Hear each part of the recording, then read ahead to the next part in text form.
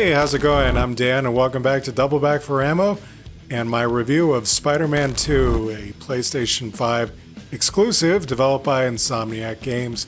My review's a little bit late, I admit, because I did get sick, and then of course I had to play the game. Spider-Man 2 is actually a very deep, complex, and very long game with a lot of content to it, so let's dive right in. So Spider-Man 2 is a sequel to Spider-Man and Spider-Man Miles Morales on the PS4, which I haven't played. The game provides a recap of what happened in the previous games, and that feature gets a big thumbs up for me. Appreciate that. The action starts right away in the game with an over-the-top, epic sequence right out of a Marvel movie that requires you to switch from Peter Parker to Miles Morales as you work to defeat the Sandman and his army of projections. The opening functions is a frenetic, fast-paced tutorial that throws one training scenario after another at you and is constantly asking you to do some new and different kind of attack.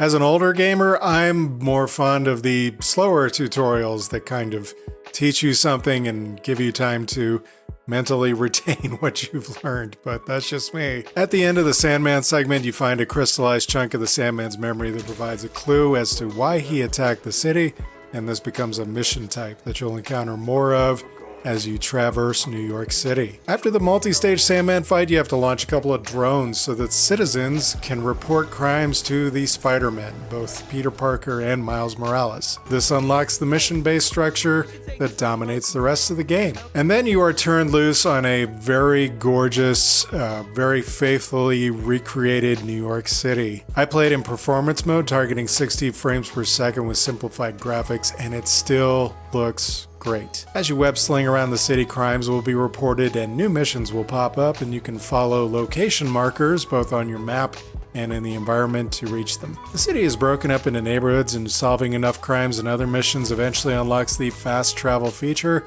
that allows you to jump around more quickly. But until then, if you want to cross the East River, you have to figure out how to web swing under bridges. The game features a good variety of mission types, some of which are specific to either Miles or Peter. Miles looks for caches of tech left around the city by his uncle, the Prowler, and Peter finds botany experiments that require him to synthesize new plants by changing their DNA. Other missions include finding more Sandman memory crystals, stopping crimes and car chases in progress, taking out the bases of Kraven's hunters, and stopping for photo opportunities all around town. The car chase missions wound up being my favorite, requiring the player to hit dynamic quick-time button presses to take over and stop the vehicle. If you miss one, you just get thrown off the back of the vehicle and get another chance to try again. And midway through the game, Miles gets to take on Mysterio through a series of missions, and you'll also unlock rapid flight missions where you have to follow a hunter's bird through the city to download its data before it explodes. Miles also has several story missions where the point is to help his fellow students get dates or finish their school projects. I kind of felt like Peter's story missions were a little bit more beefy and a little bit more epic, or a little bit more true to the Spider-Man mythos, whereas Miles going around and helping his community was nice and all, and good for the good feels, but also I kind of felt like maybe Miles wasn't as much of a central player as much as he could be, and I think the game story suffers a little bit because of that. On the other hand, several of Peter's story missions become walking sims where he's out of costume and not doing any Spider-Man stuff. These are cute sometimes, but they also run a bit long, and you find yourself wanting to return to the action. But Peter's story missions also feature some diverse game designs, such as an in-game trip to Coney Island where you can really ride all the rides, play all the boardwalk games, and claim a funny prize that Spider-Man will actually wear into the next battle. The story presentation via the missions is great, however, and compelling enough that you'll deal with all the stress of trying to manage combat and upgrades just to keep going and get further in the game. During combat, I found myself trying to recall everything that was thrown at me during the opening tutorials, and then the game just keeps throwing you into more combat situations, displaying new combos on the screen and expecting you to learn combat that way. Because of this presentation, I actually found combat difficult and kept dying more than I should have, without the ability to change my strategy much between attempts. I went back to recorded footage of mine to try to remember things that they told me, but not everyone can do that. So there is a bit of a learning curve, especially for people like me who haven't played the previous games. The targeting in combat is the crazy part. You have no idea who Spider-Man is going to attack in a group of enemies. Meanwhile, there are enemies with ranged weapons, always standing outside the group and shooting, forcing you to break your combos or dodge or take a bunch of extra hits. Breaking away from the group to target shooters on the fringe isn't easy, as Spider-Man always seems to be targeting the wrong enemy. The game provides abilities that you can unlock and use to make combat easier. However, using them requires focus, which you have to build up by attacking and dodging attacks. So typically you start fights by using all your abilities and running out of focus. Then you have to survive long enough to gradually rebuild it. The question is whether you can rebuild focus fast enough to use your abilities again, while the game typically brings in a second wave of enemies or tanks or armored troop transports with machine guns.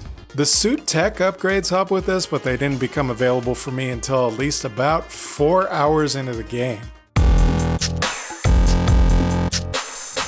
And with regards to all the upgrades, the game honestly functions like an RPG, with completing missions, awarding XP and tech parts that you can use to upgrade the skills and gadgets of both Miles and Peter. Completing story missions and side missions makes additional suits available that you can unlock by accumulating various tech and mission points, but these suits are purely aesthetic. They're just there for a different look. They don't provide any of their own abilities, and I was kind of hoping that they would. Like I mentioned, suit tech upgrades become available about 4 hours in, which is way too late in my opinion. These are upgrades to your health, damage output, focus storing abilities, and your traveling speed. Once you do finally unlock this menu, you need to prioritize these upgrades above all others because they improve your abilities to withstand battles.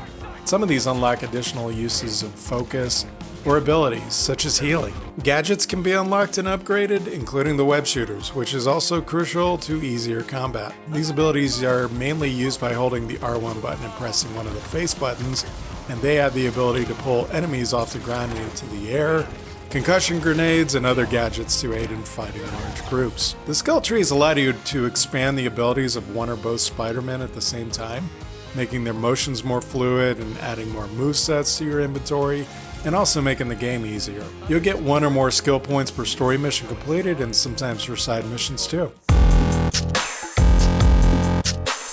So Spider-Man 2 is honestly a fantastic game design. Insomiac Games has really taken a kitchen sink approach to combining the various characters and villains from the Spider-Man universes into what I feel is like a compelling story with a wide variety of gameplay and mission types. This includes surprise player characters such as Mary Jane, who apparently took some stealth missions from Solid Snake when we weren't looking. The game contrasts epic fights and the horrifying actions of the main villain Kraven the Hunter with quiet, gentle moments such as Peter and Harry Osborn riding their bikes through Queens, or Miles' new hearing-impaired girlfriend Haley Cooper having her own little mission to convert a graffitiist into an artist. Like I said, it's a fantastic game design with a very flawed execution. The targeting in the combat is horrible. It's impossible to break away from an enemy as quickly as needed when another enemy starts shooting or attacks you from behind, and it leads to a lot of unnecessary deaths. Sometimes I found I had to rotate my camera 180 degrees just so I was actually looking at the enemy I really wanted to target, and by then the other enemies had killed me. And then there's bugs in the game. Nothing that crashes the game, not that I've encountered yet, but there's clearly technical flaws, such as cutscenes that play with no sound or music, and in the Battle at Coney Island, the camera had a weird error that even got saved when I took a break and continued after I reloaded my game to try again. There was also some instances of the triangle button just stopping working during a mission, which is horrible considering how important the web strike attack is to any combat strategy. You do this attack all the time and then suddenly, nope. There was also a hunter mission where I cleared all the other enemies at the base, but the mission didn't end, and I was trying to figure out why when I found this mecha hound or whatever it's called inside the walls, and it couldn't get out and I couldn't destroy it. So I just had to leave and then go back and do that whole mission over again later. Spider-Man 2 is a $70 game, and for it to ship with these flaws is really just kind of unthinkable, but fortunately with the PlayStation 5 infrastructure, it's possible for them to deploy a patch or an update and fix these things, and hopefully they will. Game of the year? Honestly, not with the flaws that I just described, but man, it gets so close that it's actually disappointing because Spider-Man 2 falls just short of that, and that's unfortunate. But with some patches and fixes, this could really be one of the best games of all time, frankly, and it's still worth putting on your Christmas list for PS5 this year. Thanks. I hope you enjoyed this quick review of Spider-Man 2 for the PlayStation 5, and please subscribe if you're interested in more reviews and gameplay content like this. Thanks, and have a great day.